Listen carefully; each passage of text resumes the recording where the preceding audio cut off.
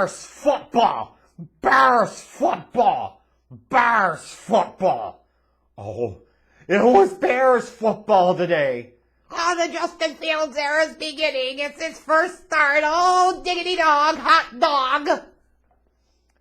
Yeah. Bears football. Numbskull Nagy at his best. Pretty boy Pace and his roster-building genius on full display. Bean Counting Ted and his fiscal responsibility written all over this team that sucks yet is against the salary cap, which is a real double whiz banger of a bad deal. And then don't forget, since the Crypt Keeper won't fucking die, means you still got Goofy George, oh, yuck, gosh, running the shit show. What a shit show it was today in Cleveland, huh? Usually when you think about Cleveland and you think about shit shows, you think about the smell of the city or you think about the skid marks, which is my affectionate, friendly name for the Cleveland Browns for many years. Well, they're not the skid marks anymore. The only stench emanating from Cleveland today was the Chicago Bears and this offense, this defense, this coaching staff, this team, period. That was brutal. But if you were expecting much less or much else other than this, I guess, where have you been? Where have you been? Now, I can see several types of idiots are going to ultimately be in the comments for this video, so let's address all of these stupidity now. Number one, to the Browns fans that want to talk shit. Hey, feel empowered to you. Won by 20 today. But just a friendly reminder, you did all of this against a shitty offensive line. Not always going to be like that every week. And at the end of the day, this game should have been a lot worse in terms of the one-loss margin. This should have been more like a 40-6 type of performance. But your coach did some really stupid things in terms of play calling today. And you spent a few years ago the number 1 overall pick on Baker Midfield. Not Mayfield, Midfield. You took a guy who is absolute top aspiration at the number 1 overall pick in that draft is to be the 3rd best quarterback from that class. You don't have a lot of flexing to do here.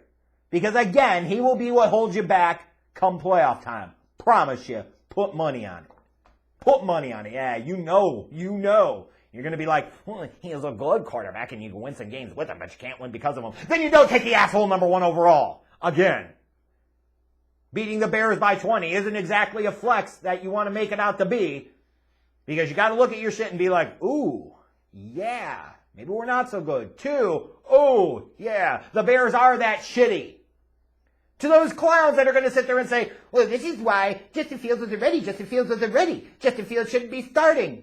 Ding dong, dumb dicks. You really think this would have been any better with Andy Dalton behind the fucking center? You had 9 sacks with Justin Fields. Dalton would have gotten knocked up like 12, 13 times. Are you crazy? They probably wouldn't even ended up with the 6 points they got if they had Andy Dalton in. Are you fucking serious here? This team sucks. I've been telling you that. The name of the game here is not to sit there and win a couple of meaningless ass games and hope you can slide into the back door of the playoffs like last year. You've been there, done that. How the fuck did that work out? Why the hell would you want to repeat history again? That's pathetic. The only thing that matters this year is Justin Fields' development. The only way to develop him is to play him. Yes, you're going to have bad performances like you did today. But he learns nothing, benefits nothing from watching Andy Dalton play just as badly, if not worse. That's stupid. You have no legs to stand on. Stop sounding like a bunch of idiots. To those that are going to sit there and try to use that as an excuse, I thought you were such a big fan of Justin Fields. Well, you fuck sticks. If you remember my initial scouting report on Justin Fields, I had him as a 6th rated quarterback in this draft. I had a low 2nd round pick on him. Even when I revised it a little bit and went back and really watched him deeply a second time, I still had a lot of the same concerns, some Trubisky-like traits there, even with the elite kind of physical tools and upside.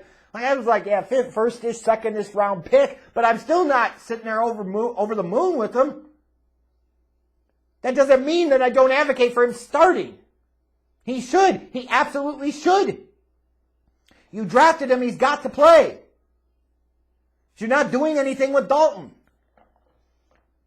Furthermore, the whole thing is it doesn't even matter who the fuck Justin Fields is or isn't as a player, because as long as Numbskull Nagy is in charge of this damn team, you've got to be terrified at the potential of the possibility about how badly this fucking idiot is going to screw up this young man. Just like he did Trubisky. Now, Trubisky sucked to begin with and should have never been drafted that high. But he was because Ryan Pace is a fucking moron, the same moron that put this team in a really bad salary cap space, cut Kyle Fuller so he could sign a dumb dick Andy Dalton because he doesn't know what the hell he's doing, all to be a mediocre to bad team, hired Matt Nagy, mind you, didn't fire him after last season's debacle because, we got into the playoffs, that's good enough. And yet you idiots still defend him. There is no defending this shit. Did you watch this game today? It's Ryan Pace that constructed this offensive line. It's Ryan Pace that sat there and hired Matt Nagy and cut Matt Nagy. If Matt Nagy's gone, then obviously Ryan Pace has to be gone too. Why the fuck would you give him another opportunity to hire another failed head coach?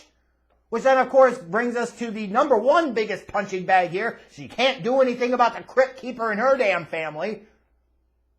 It brings you to Bean Counting Ted Phillips. That's the number one problem of this organization. You have two types of Bears fans and Bears media in this world. Number one, understanding that good organizations start at the top and so do bad ones.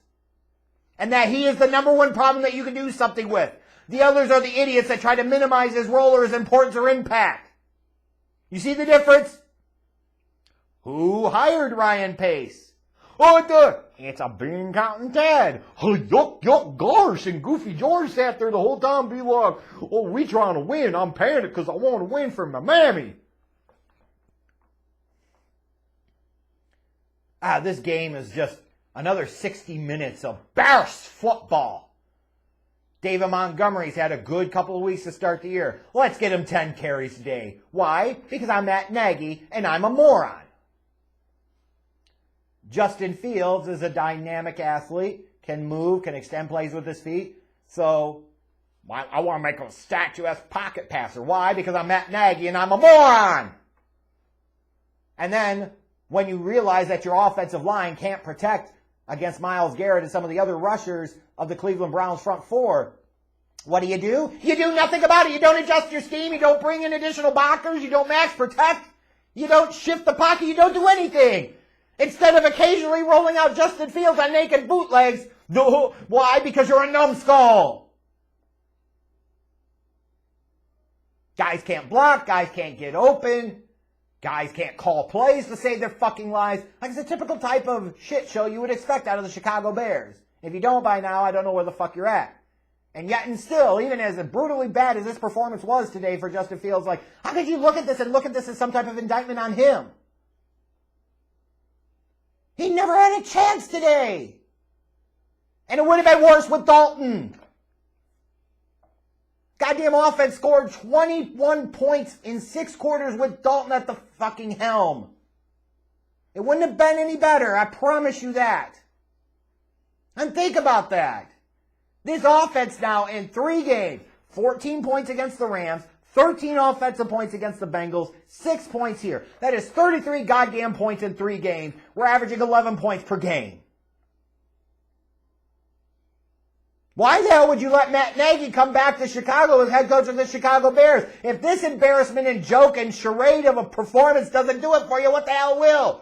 Well, the Bears aren't going to fire you. Yeah, that's why people should stop going to the games. Don't buy tickets. Don't go. They don't deserve your support. Because the more you do, the more you give them a reason to continue and perpetuate the mediocrity of the McCaskey way and continue this vicious cycle forever.